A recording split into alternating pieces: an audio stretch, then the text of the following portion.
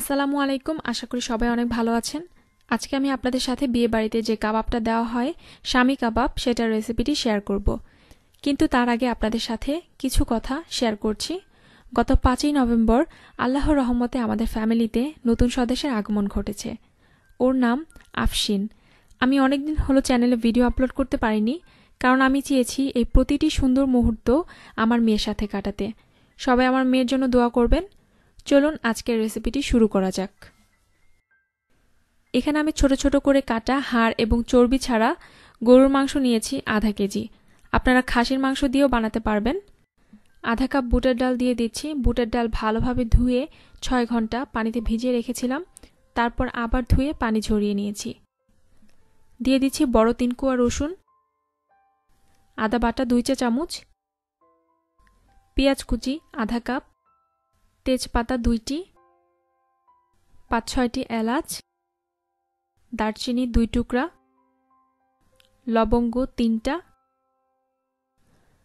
গোলমরিচ 10 থেকে 12টি, শুকনা মরিচ স্বাদ মতো, লবণ স্বাদ মতো, হলুদের গুঁড়া আধা চা চামচ, আস্ত জিরা 1/4 টিস্পুন। পানি দিয়ে দিচ্ছি 4 কাপ।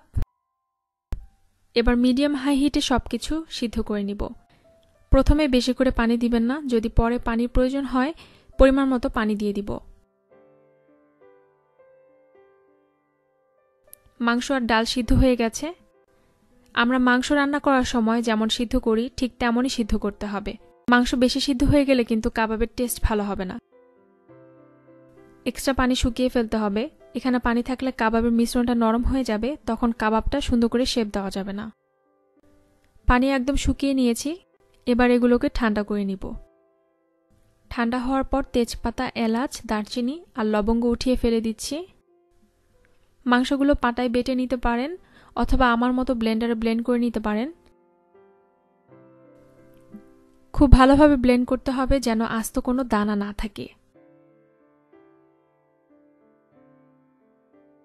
ব্লেন্ড করা হয়ে গেছে। এর মধ্যে 1/4 টিস্পুন টালা জিরার গুঁড়ো দিয়ে দিলাম, এতে করে সুন্দর একটা ফ্লেভার আসবে। স্বাদমতো কাঁচামরিচ কুচি আর একটা ডিম দিয়ে ভালো করে মেখে নিব। কাবাবের মিশ্রণটা যদি বেশি শক্ত হয়ে যায় তাহলে কাবাবটা ভাজার সময় ভেঙে যায়। তাই যদি মনে করেন যে আপনার মিশ্রণটা শক্ত হয়ে গেছে তাহলে আরেকটা ডিম দিয়ে মেখে নেবেন। এখন কাবাবের ভিতরে পুরটা তৈরি করব। 3 টেবিল চামচ পেঁয়াজ বেরেস্তার মধ্যে দিয়ে দিচ্ছি 1 টেবিল চামচ পুদিনা পাতা কুচি, 1 টেবিল চামচ ধনে পাতা কুচি, লবণ 1 চিমটি, লেবুর রস সামান্য পরিমাণ। ভালোভাবে চটকে মেখে নিচ্ছি। এখানে নিয়েছি কাবাবের মিশ্রণটা, পুর আর তেল। প্রথমে হাতে অল্প একটু তেল মেখে নিচ্ছি। পরিমাণ মতো মিশ্রণটা নিয়ে এভাবে গোল করে ভিতরে পুর দেওয়ার জন্য অল্প একটু গর্ত করে পুর দিয়ে দিলাম। মুখটা বন্ধ করে চেপে চেপে গোল করে নিচ্ছি। হাত দিয়ে এভাবে চ্যাপ্টা করে সবগুলো কাবাব বানিয়ে নিব।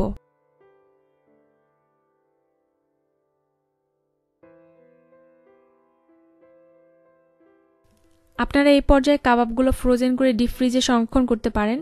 একটা প্লেটে এভাবে রেখে 1 ঘন্টার জন্য ডিপ ফ্রিজে রেখে দিন। 1 ঘন্টা পরে এমন শক্ত হয়ে যাবে।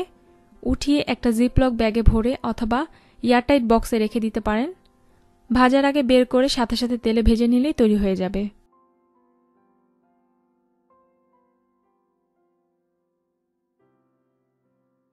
এখন আমি কাবাব ভেজে নিব। গরম তেলে কাবাবগুলো দিয়ে দিচ্ছি। মিডিয়াম হাই হিটে ভাজবো। এক পাশ ভাজা হয়ে গেলে উল্টিয়ে দিচ্ছি। মাংস যেহেতু সিদ্ধ করাই আছে তাই এটা ভাজতে বেশি সময় লাগবে না, 4-5 মিনিটে ভাজা হয়ে যাবে। কাবাব বারবার উল্টানো যাবে না, ভেঙে যেতে পারে। দুপাশ বাদামি করে ভাজা হয়ে গেছে। বাইরের লেয়ারটা অনেক ক্রিস্পি হয়েছে। আপনাদের একটা ভেঙে দেখাচ্ছি। ভিতরের পুরটার কারণে এর স্বাদ অসাধারণ। আশা করি ঈদে এটি বাসায় তৈরি করবেন। রেসিপিটি ভালো লাগলে আমার চ্যানেলটি সাবস্ক্রাইব করবেন, ভিডিওটি লাইক, কমেন্ট, শেয়ার করতে ভুলবেন না। সবাই ভালো থাকবেন। আল্লাহ হাফেজ।